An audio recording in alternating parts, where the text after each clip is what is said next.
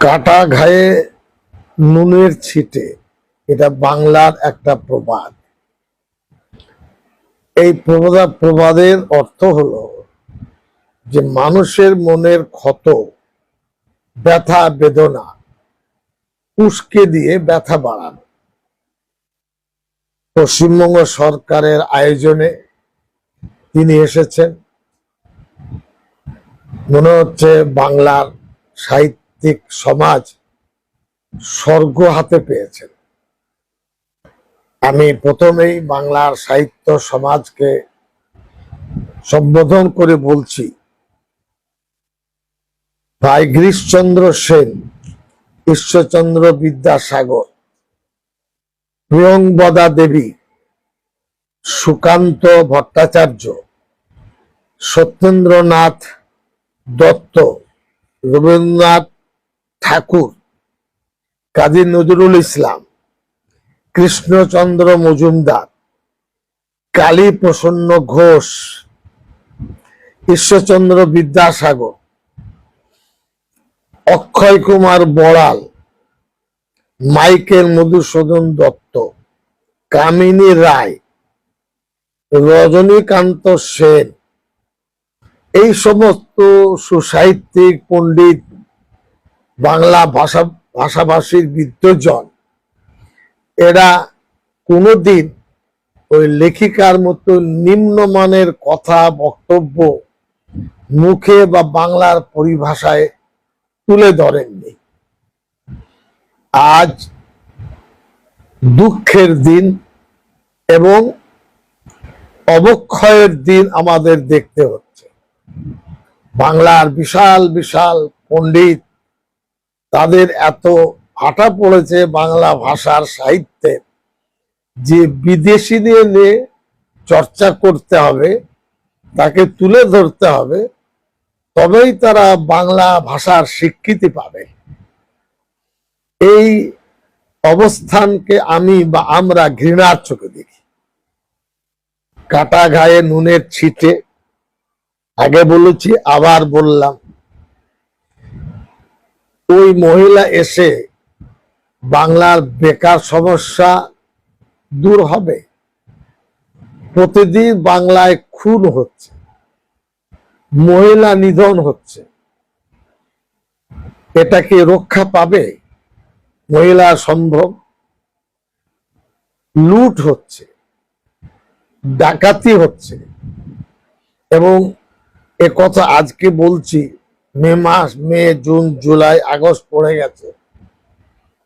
টিএমসিদের জন্য শুনতাম ওরাই নাকি শুধু কাটমানি খান। এখন দেখতে শাসক দলের এরাও কাটমানি খান। তবে কাটমানির লেভেল, কাটমানির চেহারা, উপরের গতি প্রকৃতির চরিত্রটা আলাদা। এরাও খাচ্ছে, আমি নাম বলবো পরে, সব আমাদের রেকর্ডে আছে কোন জেলায় কিভাবে কাটমানি কারা খাচ্ছেন। তখন কাটমানি খেয়েছেন, ডাবের জল এইভাবে ধরতে পারেনি কেউ। এখন পাইপ দিয়ে ওই কাটমানি খাচ্ছেন যাতে কেউ ধরতে না পারে। এসব বাংলার মানুষ কিন্তু দেখছে, এতে সরকারের দোষ দেব না।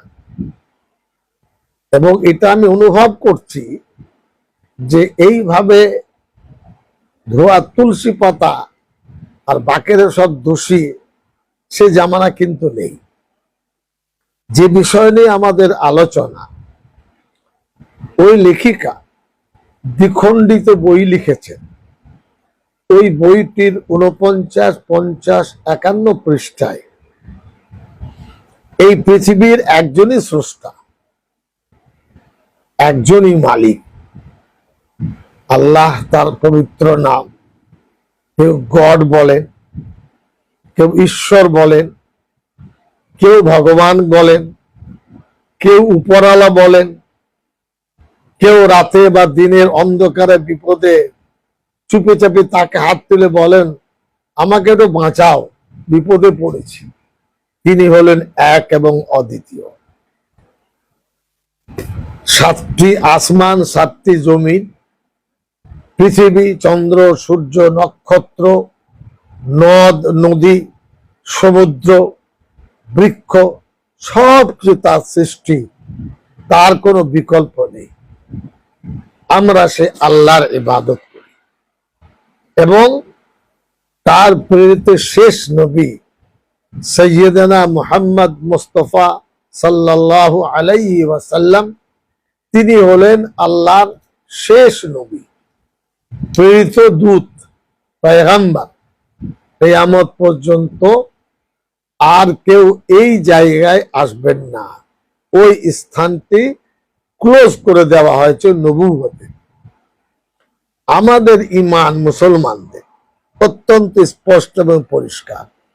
আমার ছেলে মেয়ে, পিতা মাতা, আত্মীয় স্বজন, তার থেকে বেশি আমাদের প্রিয় নবী হযরত মুহাম্মদ সাল্লাল্লাহু আলাইহি সাল্লামকে আমরা মায়া করতে, ভালোবাসতে, আনুগত্য স্বীকার করতে বাধ্য এবং করি। এই গুণগত মানের ব্যক্তি, পুরুষ পৃথিবীতে দ্বিতীয় নেই। কেউ করতে পারবে না, দেখাতে পারবে না। তাকে নিয়ে কেউ যদি উচ্চবাচ্য বলে, নিন্দামন্দ করে, এই গায়ের রক্ত থাকতে সহ্য হবে না। মানে গুন্ডা দমন আইনের সাথে এর কোনো সম্পর্ক নেই। উশৃঙ্খল সমাজকে সুশৃঙ্খল করার জন্য গুন্ডা দমন, এটা আমাদের ঈমান বা বিশ্বাস। এই জায়গায় ওই মহিলা দ্বিখণ্ডিত বইয়ে এটা ওটা লিখেছে। এটা বাক স্বাধীনতা, এটা সাহিত্য চর্চা, না একেবারে ড্রেনের নর্দমার নোংরামি? যারা ভাবছেন খুব সুন্দর হলো বটে, তারা হেরে গেলেন। আরবির প্রবাদে আছে, কুল্লু শাইইন মা ইয়াতারাশাউ ফি ইনাই। প্রতিটি পাত্রে যা আছে সেটাই ফুটে ওঠে। বাংলার সাহিত্য জগৎ যারা মহিলার প্রতি প্রেম প্রীতি আছে, তারা ভাবছে কি কাণ্ডটা নাই হলো। আমরা মুসলমান সমাজ সহিষ্ণু, কিন্তু একথা আমি বলছি, সিদ্দিকুল্লাহ চৌধুরী ছোট মানুষ, মুসলমানদের ঈমানে আঘাত দেবেন না, বিশ্বাসে আঘাত দেবেন না, কুরুচিকর কটু উক্তি আপনারা করবেন না। আর যে নামগুলো বললাম, এরাও সাহিত্যিক ছিলেন। কয়েক শতক ধরে এরকম অসভ্যতা, খারাপ কথা ইসলাম ধর্ম সম্পর্কে তারা কোনোদিন ব্যক্ত করেননি। বাংলার কি হয়েছে আজকে? ভাবছেন যে আমরা দেখে নেব তোমাদেরকে, এতে দেখার কিছু নেই। উত্তর মানুষ দেবে, সময় লাগবে। সে উত্তর ঘোষ ভাইরা দেবে, ওই 1 কোটি প্রায় হকার যারা উচ্ছেদ হয়েছেন তারা দেবে, মুসলমান সমাজ দেবে, আর যারা লক্ষ্য করছেন বাংলার গতি প্রকৃতি তারা দেবেন। ভোট যদি সঠিক নিরপেক্ষ হয়, বুঝবেন কত জানে কত চান। এটা আমি আপনাদের বলছি। ভোট আমার আলোচ্য বিষয় নয়। ওই মহিলা পরম করুণাময়, যিনি এক অদ্বিতীয়, এত তার অসভ্যতা কটূক্তি করেছেন করুণাময় আল্লাহকে নিয়ে, তার লেখায়, দয়ার নবীকে দিয়ে, আমাদের আম্মাজান মুসলিম সমাজের উম্মাহাতুল মুমিনিন তাকে নিয়ে। এটা বরদাস্ত করতে হবে, আর তাকে নিয়ে আকাশে তুলতে হবে, তা আবার সরকারি ভাবে। এটা ঠিক হয়। এটা নিন্দার ঝড় উঠুক আর না আসুক, এটা নিন্দনীয় কাজ, অবশ্যই নিন্দনীয়। ভালো কাজ করুন, সবাই প্রশংসা করবে, মুসলমান সমাজকে বলবো ধৈর্য ধরুন, সুশীল সমাজকে বলবো পরিলক্ষণ করুন, বুদ্ধিজীবী সমাজ যারা ভালোবাসা দেন, যারা ভ্রাতৃত্ব বন্ধনকে চান, সাম্প্রদায়িক সম্প্রীতি চান, একে অপরে মিলে থাকতে চান, ধৈর্য ধরুন, মনের কষ্টটা মনে রাখুন।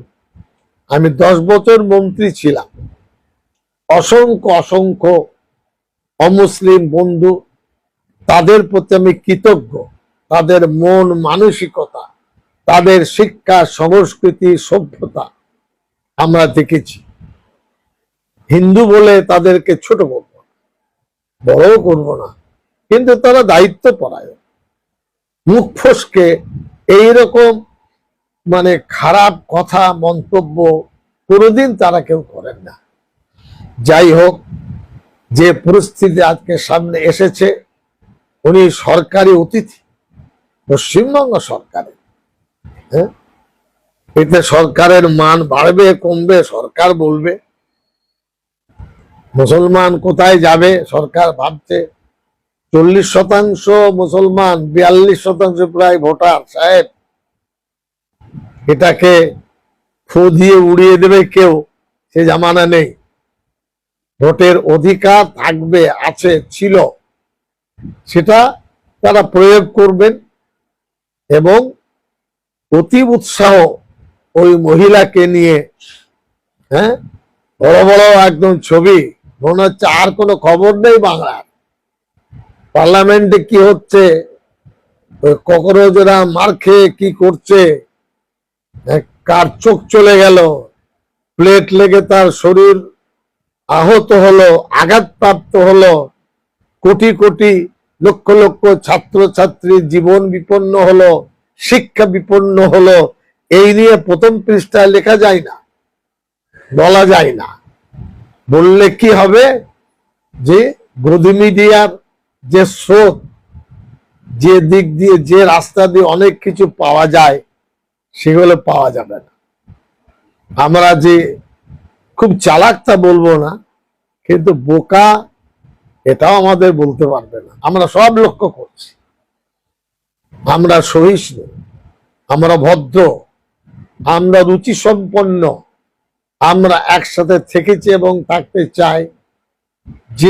যে মহিলা দেশে থাকতে পারে না, দেশের মানুষ তাকে তাড়িয়েছে, সেই মহিলা, হ্যাঁ, বড়ত্ব বর্ণনা করছেন, বিদেশের মাটিতে বসবাস করছেন, আর সংবাদ মাধ্যম তেড়ে ফুড়ে মাথায় ঝুড়ি নিয়ে তাকে বসিয়ে ঘোরপাক খাচ্ছেন। এ সমস্ত বোকামিকে মানুষ বোঝে না। আর কোন রাজ্য ছিল না যে রাজ্য এই আয়োজন করতো বা করে। বাঙালিদের এরকম দুর্দিন এসেছে, হাজার হাজার সাহিত্য সংস্কৃতির প্রকাশকরা আছেন, তারাও তো দেখছেন। ইসলাম ধর্মে আমরা যারা মানি, ওই রামায়ণ নিয়ে, মহাভারত নিয়ে, গীতা নিয়ে, রামায়ণ নিয়ে, উপনিষদ নিয়ে এই ধরনের কটূক্তি মুসলমানরা করে না। মুসলমানরা বোঝে, ভাবছেন অনেক কিছু করে ফেলেছি। ভারত পৃথিবীতে 220 কোটি মুসলমান, আপনারা সংখ্যায় কত হিসাব করে অঙ্ক কষে দেখবেন। অতএব যেখানে ঘা দিচ্ছেন খুব শক্ত জায়গা এনেছেন, আপনাদের রুচি। ওই রকম মহিলাকে সসম্মানে রাজ্যের অতিথি করেছেন, এটা আপনাদের সদিচ্ছা। ইসলাম ধর্ম ঠুনকো জায়গায় নেই, কিন্তু এই সমস্ত খারাপ মানসিকতা বরদাস্ত করবে না মুসলমান। ভারতের সংবিধান বিরোধী কাজ, সংস্কৃতি বিরোধী কাজ, মূল্যবোধ এবং মানবতা বিরোধী কাজ। আগে কি হয়েছে সেটা সরকার তখন বুঝবে। কিন্তু এই নিয়ে আস্ফালন, মনে হচ্ছে কেউ জিতে গেল, বিরাট কিছু হয়ে গেল, আমাদের গায়ে আঁচড় লাগবে না। আমরা ধৈর্য ধরে আছি, ধৈর্য ধরে সবাই থাকবেন। এর বিচার তো উপলারা করবেনই, কিন্তু আবার বলছি, ওই ঘোষ সমাজ, হকার সমাজ, নিষ্পেষিত সমাজ, মুসলমান সমাজ ফ্রি ফেয়ার ইলেকশনে ভোট দিতে পারলে উত্তরটা বুঝতে পারবেন যে কত ধানে কত চাল। সরকার উন্নয়ন করুক, বাংলার উন্নয়ন ফিরে আসুক, সবাই চাই। আপনারা সবাই ভালো থাকুন। দয়াল নবী সাল্লাল্লাহু আলাইহি সাল্লামের নীতি আদর্শের জীবনে কোনোদিন মিথ্যা বলেন। পৃথিবীতে কেউ আছে মহিলাদের গায়ে হাত দেন, প্রহার করেন, কোনোভাবে কারো কোনো ব্যক্তির প্রতি অত্যাচার অবিচার করেন? সারা পৃথিবীতে যেদিকে তাকাবেন মুসলমান। আর আপনারা তাকিয়ে দেখুন কতদূর আপনার জিওগ্রাফি আছে, আর আমরা তাকিয়ে দেখছি যেদিকে তাকাবো আমাদের জিওগ্রাফি। বিদ্যাসাগর তো মেদিনীপুর অবিভক্ত জেলার মানুষ ছিলেন, সাহিত্যিক ছিলেন, পণ্ডিত ছিলেন, মানব দরদী ছিলেন, আরো সবার নাম আমি বললাম, তারাও তো সাহিত্যিক ছিলেন। কিন্তু এখন এই বাংলা সাহিত্য জগতের ভাড়ার শূন্য হয়ে গেছে। এত নিচে নেমে এসে ওই মহিলাকে মাথায় করে নিয়ে ঘুরতে হবে আর কাটা গায়ে নুনে ছিটে ফেলতে হবে। যাই হোক, সবাই ভালো থাকুন, সুস্থ থাকুন, এবং মুসলমান সমাজকে আইন দেখিয়ে অপমানিত করবেন, আমাদের দয়ার নবীর চরিত্র হনন করবে কেউ, এটা মেনে নেওয়া যাবে না। আর যেই মহিলা এসেছেন সতর্ক থাকুন, সাহিত্য চর্চা করুন, অসুবিধা নেই, কিন্তু যে কথা আপনি লিখেছেন, যে কথা আমি নিজে পড়েছি আপনার লেখা, অমার্জনীয় অপরাধ। আল্লাহর প্রতি কটাক্ষ করবেন, দয়ার নবী সাল্লাল্লাহু আলাইহি সাল্লামের প্রতি কটাক্ষ করবেন, আমাদের মুসলিম জাহানের আম্মা জান মায়েদের প্রতি বিরূপ কথা বলবেন, এটা কোনো সভ্য সমাজের লেখনী নয়। এটা ব্রেনের মধ্যে ছোট ছোট কালো পোকা কিলকিল করছে, প্রভাবিত করছে কেউ। এটা কলমের স্বাধীনতা নয়, এটা লেখনীর স্বাধীনতা নয়। এটা এক ধরনের রোগ বলতে পারে, অথবা নিজেকে অনেক কিছু ভাবছি সেটা বলতে পারে। সবাই ভালো থাকুন, সুস্থ থাকুন। আসসালামু আলাইকুম ওয়া রাহমাতুল্লাহি ওয়া বারাকাতুহু।